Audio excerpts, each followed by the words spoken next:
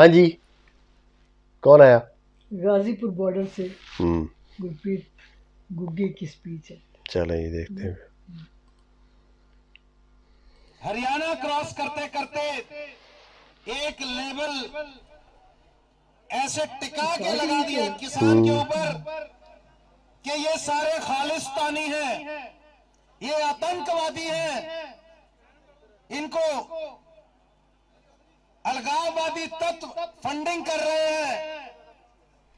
लेकिन आज उत्तराखंड, उत्तर प्रदेश के किसान ने गाजीपुर बॉर्डर पे आके यहां बैठ के आज सिंगू बॉर्डर, टीकरी बॉर्डर का मुकाबला करके ये बता दिया कि ये खालिस्तान की मांग वाले नहीं है, ये अलगाववादी वामपंथी नहीं है, ये इस देश का अन्नदाता, चट्टान जैसी धरती को अपने हल से खोद के उसमें से अनाज पैदा करने वाला किसान है। हिंदुस्तान के हर कॉर्नर से आने वाला किसान है, देश के हर हिस्से से आने वाला किसान है। सबसे पहली आपने जंग ये जीत ली कि इस सरकार ने 7 साल लगाए आपको तोड़ने के लिए, धर्म, जात और अपने अपने मजहब के नाम पे आपको तोड़ने में 7 साल लगा दिए।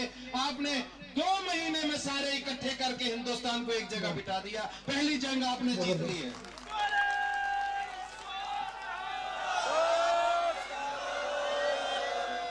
ये सामने हमारे फौजी जवान बैठे हैं, इन पे, इनके सीने पे लगे हुए मेडल देख लीजिए।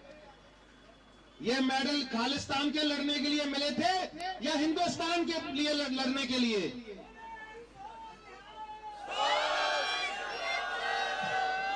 मैं किसी की बात नहीं करता, मैं अपनी बात करता हूं। मैं भी इस किसान आंदोलन में सब परिवार अपने आप को शामिल करता हूं, लेकिन मुझे कोई कैसे कहेगा कि हम ये खालिस्तानी आंदोलन का हिस्सा है? क्योंकि मेरे बाप ने, मेरे पिताजी ने इस देश के लिए 62 की लड़ाई लड़ी चाइना के साथ। मेरे पिताजी ने 62 की लड़ाई लड़ी, 65 की लड़ाई लड़ी, 71 की लड़ाई लड़ी मेरे फादर ने। और जिस दिन मैं अभी 2-3 महीने का अपनी मां की गोद में था, मेरा पिताजी मेरे लौंगेवाल चौकी दुश्मन के साथ लोहा ले रहे थे। मेरे पिता ने मुझे 7 महीने बाद वापस देखा था। अपना 2 महीने का बेटा छोड़ के मेरा बाप सरहद पे लड़ रहा था। आज मेरा बाप किसान आंदोलन में बैठा है, तो क्या कहेंगे? ये देशभक्त है या देशद्रोही है मेरा बाप? सो आज किसान 70% इस देश का जो रहने वाला हर व्यक्ति है, उसमें 70% लोग किसान हैं। आज तक ये किसान अन्नदाता के रूप में इस देश का पेट भरता रहा। हर छोटी मोटी बात को इग्नोर किया कि चलो कोई बात नहीं, सहूलतें नहीं मिली, कोई बात नहीं। किसान को कभी किसी ने सीरियसली नहीं लिया, किसान के लिए कभी सोचा नहीं।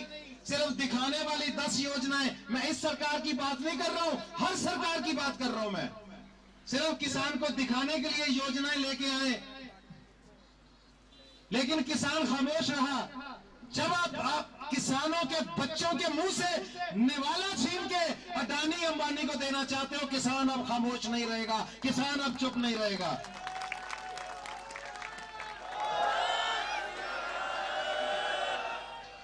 ये इनको कोई बहुत बड़ा पेट नहीं लगा, इनका पेट खोल के देख लो, उतनी अंतड़ियां जितनी हमारे अंदर हैं। इन्होंने धुनी को बहुत ही वड्डी नहीं लगी।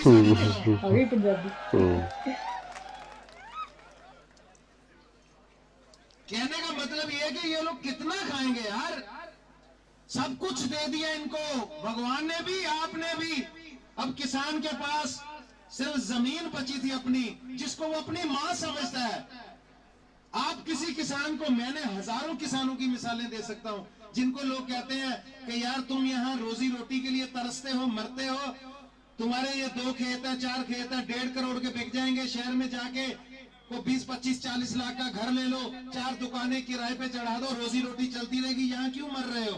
तो किसान का एक ही जवाब होता है कि नहीं, ये धरती मेरी माँ है,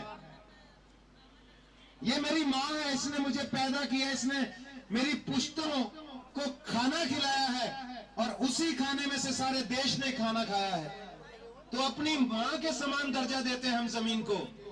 हम नहीं, हमारे बाबा नानक ये कह के गए हमें कि पवन गुरु पानी पिता माता धरत महत। माता का जो धरती का जो महत्व है वो माँ वाला है।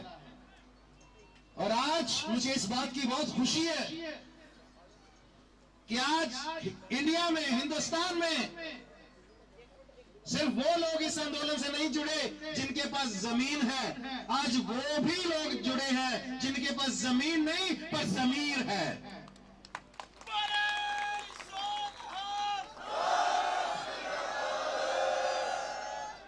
इन्हें लोगों की मत मारी गई है यार, 10 लोगों के लीड़े ला के भी इन्हों पवा दो और नंगे कर दो, लोग इन्हों को अडानी में पवा दो सारे कपड़े, गुस्से में आ पता गया लगे तो कपड़े थले आके फिस गए। यार की चाहिए बंदे नूं, मतलब बीमारी लग जाती, डॉक्टर शुगर तो मना कर देता, बंदा पूछे की मिठा खा लेगा, 2 रोटियां तो वध खा लो, बाधा जमी हो जाती, हाजमोला खाना पैंदा, की खा लेगा, लै बाद छड्ड के की जाना। इदां एक बंदे की मैनूं गल याद आ गई, ਉਹਨੂੰ जिन्ने पैसे ਉਹਦੇ ਕੋਲ ਕਿਤੇ ਰੱਬ ਨੇ ਉਹਨੂੰ ਦੇਤੇ, ਕਿਤੋਂ ਉਹਨੇ ਅਯਾਸ਼ੀ ਚ ਖਰਾਬ ਕਰਨੇ ਸ਼ੁਰੂ ਕਰ ਦਿੱਤੇ। ਤੇ ਰੋਜ਼ ਇੱਕੋ ਹੀ ਗੱਲ ਕਹਿੰਦਾ ਹੁੰਦਾ ਸੀ, ਕਹਿੰਦਾ ਆ ਬਾ ਖਾਓ ਪੀਓ ਆਨੰਦ ਕਰੋ, ਨਾਲ ਕੀ ਲੈ ਜਾਣਾ, ਉਹ ਮਜ਼ੇ ਲਓ, ਨਾਲ ਕੀ ਲੈ ਜਾਣਾ, ਖਾਓ ਪੀਓ ਨਾਲ ਕੀ ਲੈ ਜਾਣਾ। ਉਹਨੂੰ ਇੱਕ ਦਿਨ ਫਿਰ ਕਹਿਣਾ ਪਿਆ, ਮੈਂ ਕਿਹਾ ਜਿਹੜੇ ਹਿਸਾਬ ਨਾਲ ਤੂੰ ਲੱਗਾ ਨਾਲ ਤੇ ਨਹੀਂ ਲੈ ਜਾਣਾ, ਪਰ ਛੱਡ ਕੇ ਤੂੰ ਇੱਥੇ ਨਹੀਂ ਕੁਝ ਨਹੀਂ ਜਾਣਾ। ਉਹ ਨਾਲ ਤੇ ਇਹਨਾਂ ਨੇ ਵੀ ਕੁਝ ਨਹੀਂ ਲੈ ਜਾਣਾ, ਪਰ ਮੈਨੂੰ ਲੱਗਦਾ ਇਹਨਾਂ ਨੇ ਦੇਸ਼ ਦਾ ਛੱਡ ਕੇ ਵੀ ਕੁਝ ਨਹੀਂ ਜਾਣਾ। ਇਹਨਾਂ ਦਾ ਵਸ ਚੱਲੇ ਮਿੱਟੀ ਪੁੱਟ-ਪੁੱਟ ਕੇ ਖਾ ਜਾਣ ਦੇਸ਼ ਦੀ, ਗੰਡੋਇਆ ਸਮੇਤ। ਬੰਦਾ ਪੁੱਛੇ ਕਾਦੀ ਐਡੀ ਤੁਹਾਨੂੰ ਆਖਰ ਚੜੀ ਹੈ, ਕਿੱਥੇ ਲੈ ਜਾਣਾ ਜੇ ਸਭ ਕੁਝ। ਇਹਨਾਂ ਨੂੰ ਇੱਕ ਭੁਲੇਖਾ ਪੈ ਗਿਆ, क्योंकि ये आंदोलन सबसे पहले पंजाब से शुरू हुआ और ये कोई बड़ी बात नहीं। जब भी इस देश में कोई आंदोलन उठा है तो सबसे पहली जंग पंजाब ने लड़ी है, इस बात पे किसी को ना तो शक है ना किसी को कोई एतराज है।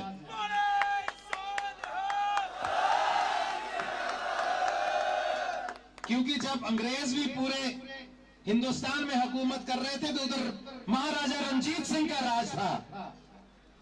कोई 60 साल के बाद अंग्रेज उधर गए पंजाब में। सो ये आंदोलन वहीं से ही उठते हैं। पंजाब आगे लगा, उसके बाद हरियाणा ने आके जप्फी डाल ली, जादू की जप्फी, जिन्हों पंजाबी च कहते गल बकड़ी पीडी पीचमी। कहता भरा साडा वड्डा पंजाब, कोई पंजाब वाल वेखे तो सही, मैली अख ना पहलों असीं खड़े आ। पंजाब आया, इधर राजस्थान तुर पिया, यूपी बिहार च इन्हां दी हुकूमतां ने इन्हां ने रोक लिया कि तुहानू नहीं जान देना, गाजीपुर बार्डर तक नहीं पहुंचन देना। वो तुहानू सारियां नू सलूट है, पता नहीं किहड़ियां विरलां बिथां चों निकल के किहड़े तुसीं बैरीकेड तोड़ के पहुंच गए हो। तुहाडे सारियां लई खुल के तालियां एक बार।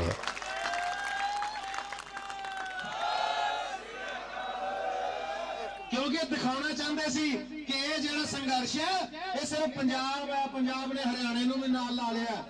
पर अज इन्हां नूं होश आ गई, इन्हां नूं समझ आ गई कि दिल्ली तो सारे पासों सील हो गई है। आ किते उत्ते छत पै जाए दिल्ली नूं हवा नहीं आउंदी किसी पासे जिन्नी तुसीं जान करदी है। और चिंता ना करो, हौली हौली हौली हौली ये सारियां मंगां मंगदे जा रहे ने और उही होना जो किसान चाहुंदा है।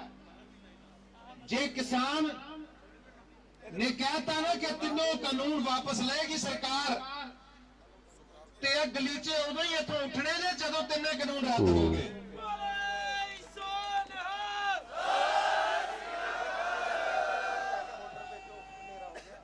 क्योंकि दोस्तों मजाक नहीं है, अज 40 तो ऊपर लोग अपनी जाना दे बैठे ने इस संघर्ष दे विच।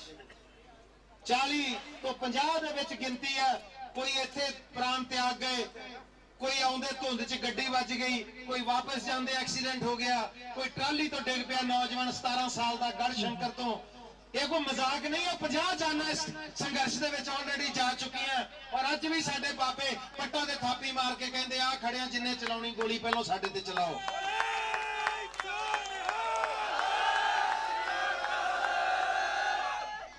आ साडे बुजुर्ग बैठे, साडे बड़े चाचे ताए मेरे सारे बैठे ने। इन्हां दा अदब सत्कार साडे मनां च किन्ना क है ये रब जानदा है। क्योंकि जदों अपना चिट्टी दाड़ी वाला कोई बापू वेख लीता ना, कोई भी तुरिया जांदा होवे जाके जफ्फी पाउण नूं दिल करदा लगदा मेरा अपना बापू तुरिया जांदा। ये भी साडे च ही फीलिंग है अपने हर बुजुर्ग दी अपने बाप वांगू इज्जत करनी। और अज दिल रोंदा जदों देखीदा कि इस संघर्ष दे विच भुख हड़तालां करनियां पै रहीआं। शर्म करो, डुब के मर जाओ। दुनिया नूं रजाउण वाला अज भुख हड़ताल ते बैठा होया। इन्हां नूं कदों शर्म आएगी? क्योंकि कुदरत ने, परमात्मा ने खेती नूं सब तो वड्डा दर्जा दिता सी। मेरे बाबे नानक ने कहा सी उत्तम खेती मध्यम व्यापार नखिद चाकरी भीख गवार। सो उत्तम खेती, खेती तो ज्यादा उत्तम चीज ही कोई नहीं। अज खेती बेच दी साडे प्रधानमंत्री साहब ने। पर पंजाबी च कहंदे आ खेती खसमा सेती। जब तक खेती दे खसम बैठे ने उदों तक खेती नूं हथ कोई नहीं पा सकदा। ये गल याद रखियो।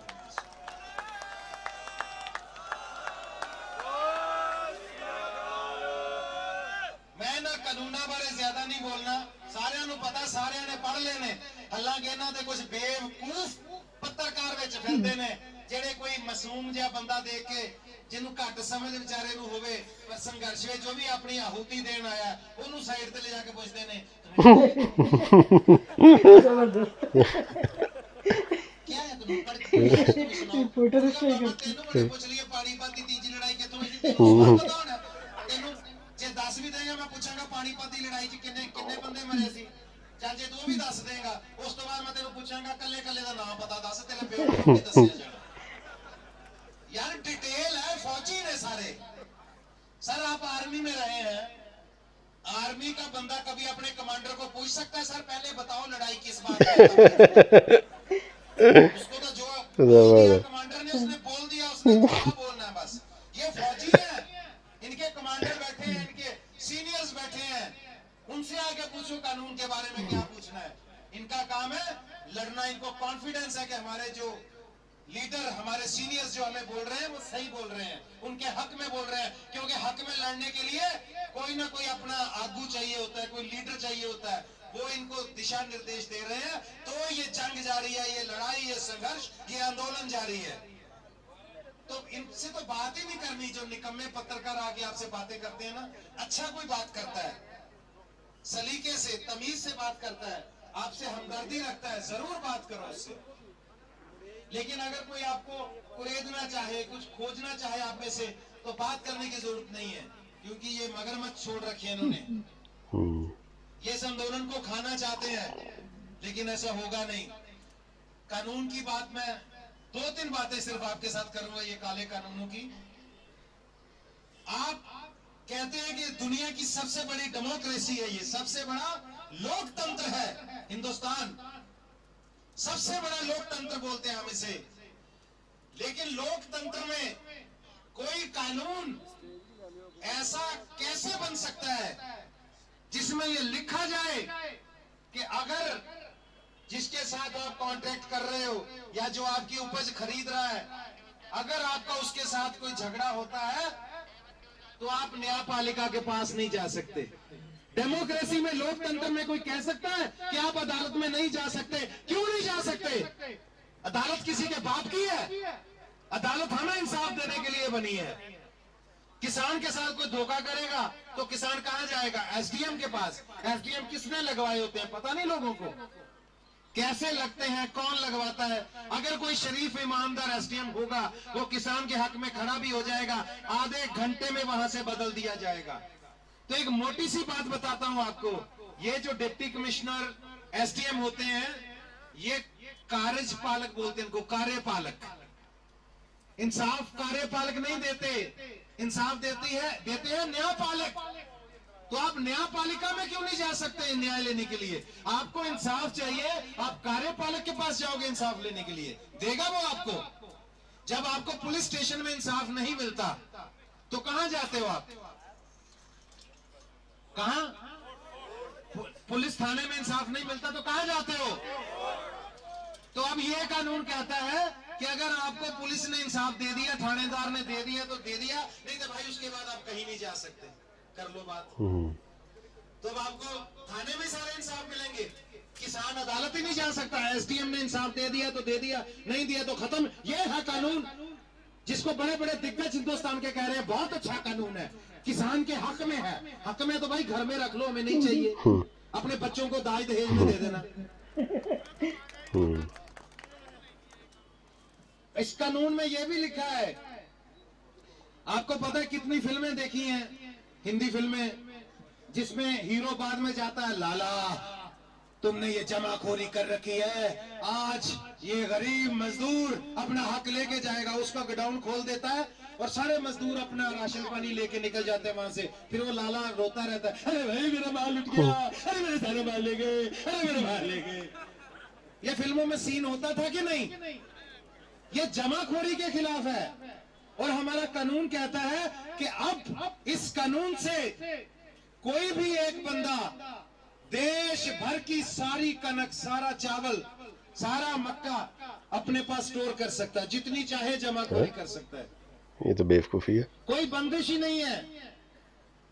अब देखिए कानून में एक मजे की बात क्या है कि उस बंदे के खिलाफ चाहे उसने सारे देश की कनक, गेहूं अपने पास जमा कर लिया हो, उस पर तब तक कोई कानूनी कार्रवाई नहीं होगी जब तक उस चीज का रेट पिछले साल से 2 गुना ना हो जाए, 2 गुना से ज्यादा ना हो जाए। मतलब आज जो गेहूं 20 रुपए में मिलता होगा बाजार में, अगले साल वो 40 रुपए में बेचेगा तो उस पर कोई पाबंदी नहीं है। अगर 41 करेगा तो केस होगा। तो फिर भी लोग कहेंगे चलो कोई बात नहीं, डबल होगी महंगाई, ताकि हो गया, फिर की हो गया अगले साल जदों ने 40 ਦਾ 80 कर देना, उन्हें कहना पिछले साल नालों तो डबल ही हुई, ज्यादा तो नहीं हुई।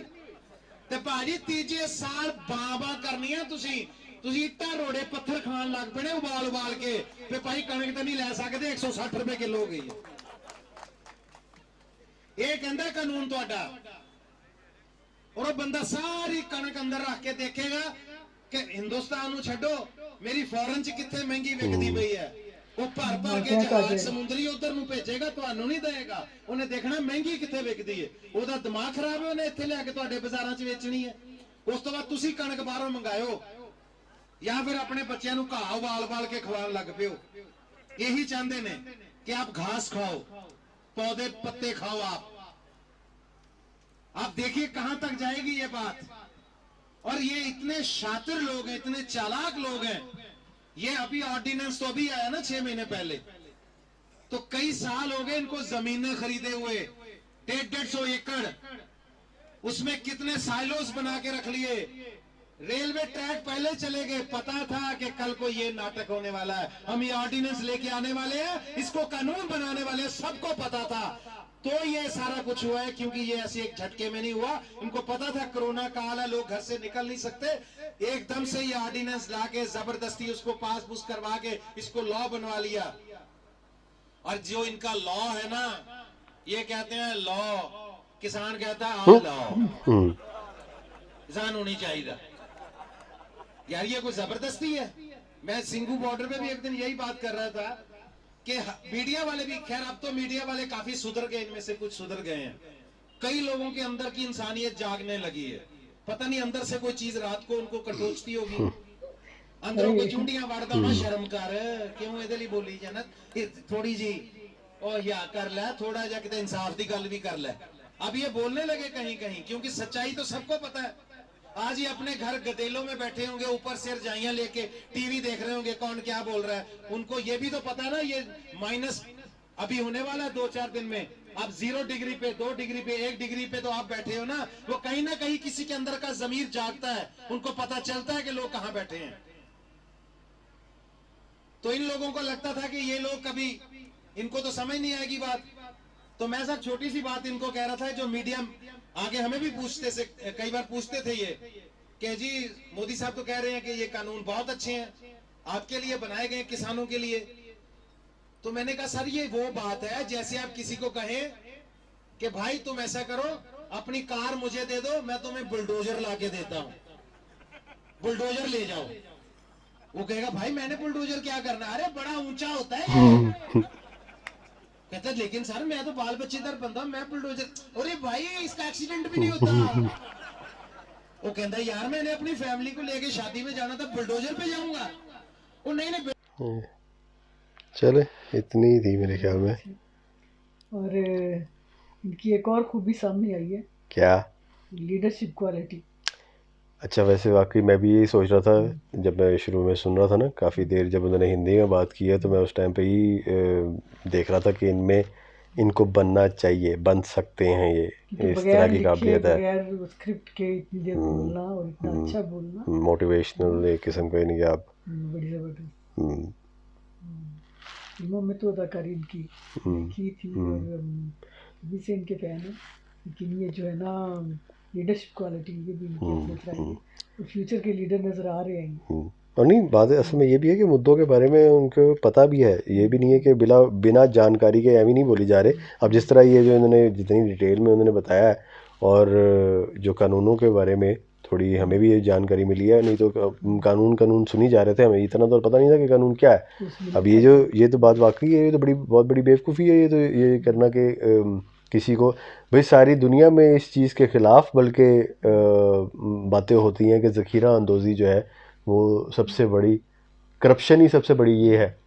तो जो अंबानी को ही सारा वो दिया होगा ना कि तुम सारी खरीद के अपने पास जमा कर लो। तो वही है कि वो हर मुल्क में यही है, और मुल्कों में भी इस तरह से ही होता है। जो बड़े दर्जे के लोग होते हैं, जो एलीट क्लास और जो गवर्नमेंट होती है, वो आपस में मिली होती हैं, ठीक है, वो एक दूसरे को इन्हीं के फेवर्स देते हैं, ठीक है। ये तो पता है, ब्यूरोक्रेट्स जो होते हैं सारे के सारे, वो आपस में इन्हीं के वो एक दूसरे को फेवर्स देते हैं, वो क्योंकि गवर्नमेंट में लाने वाले भी वो सपोर्ट होती है ना।